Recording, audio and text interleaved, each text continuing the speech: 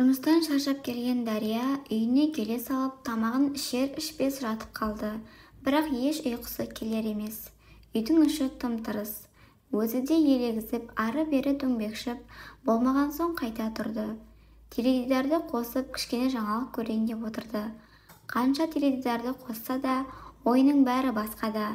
Осылай қашанғы жүрер екенмін, жасым болса келді. Енді кімге тұрмысқа шығар екенмін. Өзіммен қатарлар үйленіп те кетіп жатыр. Бойдақтарды таппасым анық. Неде болса бұрын үйленіп ажырасқан. Болмаса әйелі қайтқан жігіт болса да шығуым керек. Бала босануым керек. Уақытым өтіп жатыр. Бірақ қайдан табамын? Күн үстіне жұмыстан қолым тимейді. Кешке бірге шығатын құрбыларым да жоқ. Барлығы тұрмыста. Бетімнің әріде кетіп жатыр. Бұрын неге ертерек шығып кетпедім екен? Барлығына өзім кінәлімін. Ешқайсысын менсінбедім. Біреуін жүргізуші, біреуін қарапайым жұмысшы деп жүрдім. Енді не дейін, өзім ғой кінәлі деп, өзінде арасында жазғырып отыр. Дария ауруханада дәрігер болып жұмыс жасайды. Жасы 37-ге келді. Тұрмыс құрмаған. Жұмыс істеп жүріп өз уақытын өткізіп алды. Жас кезінде жігіттер болмады емес, болды. Біреуімен сөзі жараспады, біреуімен мінезі жараспады. Әйтеуір таныстықтары ұзаққа бармайтын. Бір жағынан Дария өзі дәрігер болған соң қарапайым орта буындарды менсінбей жүрді. Сол мінезінен де Дарияға көп адам жолай бермейтін. Көпшілігі бұны көкірек деп ойлады. Басында өзіме лайықты біреу кездесер деп жүрген Дария қалай 37-ге келіп қалғанын білмей отыр. Уақыт зымырап өтіп жатыр. Барлығы қашан тұрмыс құрасың деуден шаршады. Қазір ешкім айтпайды да. Жаны ашығандар саған ешкім күлмейді. Үйде отырып болса да өзің үшін босанып ал. Қартайғанда жалғыз өзің қалып қаларсың дейді. Кейбіреулер отырып қалған қыз кімге тиер? Ажырасқан біреуге тиеді де дейтін болған. Соңғы уақытта бір-екі ер азаматпен танысты, бірақ еш көңілі қаламайтын. Қанша өзін қинап тұрмысқа шығып кетсем бе екен дейді. Бірақ бір нәрсе кері қайтарып тұрады. Әлі де үміті үзілмей отырғандай. Мүмкін өзіме лайықты жігіт кездесіп қалар деп, танысқан ер азаматтарға ниет білдірмеді. Қазіргі Дарияның барлық ойлайтын мәселесі осы. Жатса да, тұрса да осы оймен жүр. Әр нәрсені бір ойлап, тағы да сол оймен ұйқыға кетті. Таңертең ерте оянып жұмысына барды. Күндікпен жұмыс жасап, кешкісін жұмыстан қайтып жатқан сол бас дәрігер келіп ертең бір қағазы дайындап қоюын сұрады. Амал жоқтан қағазын дайындап жұмыстан тағы кешігіп шықты. Жолдан такси тоқтатпақшы болып қолын көтерді. Ешкім тоқтай қоймады. Жарты сағат көлемі болған, әлі тұр. Енді не істеймін деп тұрғаны, қасына бір жеңіл машина тоқтай кетті. Қуанып кеткен Дария, сәлеметсіз бе, мені үйге жеткізіп салыңызшы, өтініш деп қиылып тұр.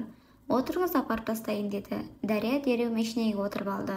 Сізге рахмет, не істерімді білмей тұр едім. Мұндай түн уақытында жайша жүрсіз бе? Жұмыстан кеш шықтым бір шаруаларыммен. Жолдасыңыз күтіп қалған болар. Жоға, күтіп отырған ешкім жоқ. Неге?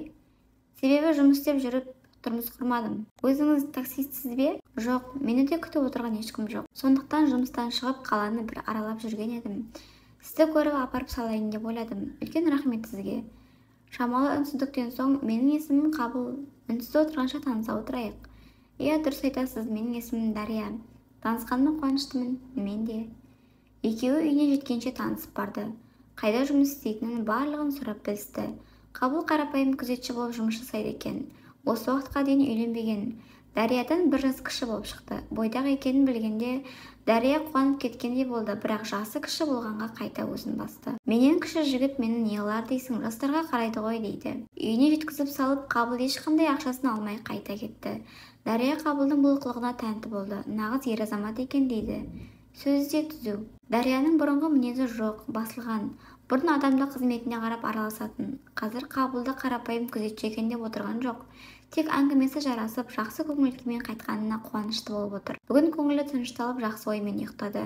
Күнделікті жұмысына барып келіп, қайтадан бір сарынды күні өте берді. Алғашында Қабылды ойлап жүруші еді, кейін өзін-өзі қолға алды. Қабыл менен кіші, мені не алсын? Өзінің сөз жарастырған қызы бар шығар. Оны ойлауды қой деп өзіне тосқауыл қойып, тек жұмысымен алданып тағы жүрді. Бүгінде жұмысына беріліп отырғаны. Біреу келіп алдына жайғасты. Иә, айта беріңіз деп қарағаны сол, алдында Қабыл отыр. Өз көзіне өзі сенбеді. Қабылды келеді деп мүлде ойлаған жоқ. Мұнда қайдан жүрсің дейді көзі бақырайып, жымиып күліп. Саған келдім. Таңырқап бір жағынан қуана қарап отырған Дарияның іші алай-дүлей қуаныш кернеп отыр. Үзілген үміті қайта жалғанғандай. Онысын білдірмеуге тырысып бақты, бірақ бәрі көзінен көрініп ақ тұр. Екеуі кішкене сөйлесіп, қалған әңгімені кешкісін жалғастыратын болып шешті. Өйткені Дарияның жұмысы бар еді. Қабыл жұмыстан кейін күтіп алатын болып келісті. Дарияның жүрегін қуаныш кернеп, айналасының бәріне мейірімін шашып жүргендей болды. Кештің де қалай тез болғанын байқамай қалды. Кешкісін жұмыстан шыққаны сол, Қабыл күтіп алды. Екеуі мейрамханаға барып, одан қаланы аралап ұзақ жүрді. Біраз әңгімелерін айтып, өздерінің өмірі туралы сыр шертісті. Дария арасында да бақытты еді. Бойдақ жігіттен күдерін үзген Дария, өзінде осындай жағдай болады деген ой келмеді де. Өзіндегі ажырасқан баласы бар ер азаматтың қасында елес етуші еді. Болып жатқан жағдай түсі секілді болып тұр. Барлық ілтипатын көрсетіп, Қабыл тағы үйіне жеткізіп салды. Бұл жолы телефон нөмірімен алмасты. Қабыл күнде хабарласып тұратын болды. Хабарласпай қалса уайымға салынып, Дария өзі де жағдайын біліп жүрді. Екеуінің бір-біріне деген сезімі бары анық. Қабыл нық қадамға барып, екі жарты бір бүтін болайықшы. Екеумізде ажырасқа келмедік, уақытты созбайық, үйленейік деп ұсыныс жасады. Дарияның күтіп жүргенде осы қуанғаннан жылап та жіберді. Көп ұзамай барлық жөн-жоралғы жасалып, Дария тұрмыс құрды. Екеуі де бақытты. Енді тек босанып алсам, Қабылға перзент сыйласам деген арман ғана болды. Ол арманы да алыс емес екен. Дария көп ұзамай жүкті болды. Қабыл мен Дария қатты қуанды. Бірақ көтерген баласы 5 айында түсіп қалды. Емделіп қайта көтерді. Ол баласы да әжептәуір ай болғанда онысы тағы түсті. Өзі дәрігер болса да еш аман-есен босанудың жолын білмеді. Тағы көтерді. Бала түспес үшін барлық нәрсені жасады. Көтергеннен ауруханадан шықпады. Бірақ қанша күтінгенімен бұл баласын да 7 айында ерте босанып қойды. Бірақ қуаныштары ұзаққа бармай тағы шетінеп кетті. Әбден күдерін үзген Дария ешкіммен сөйлескісі келмеді.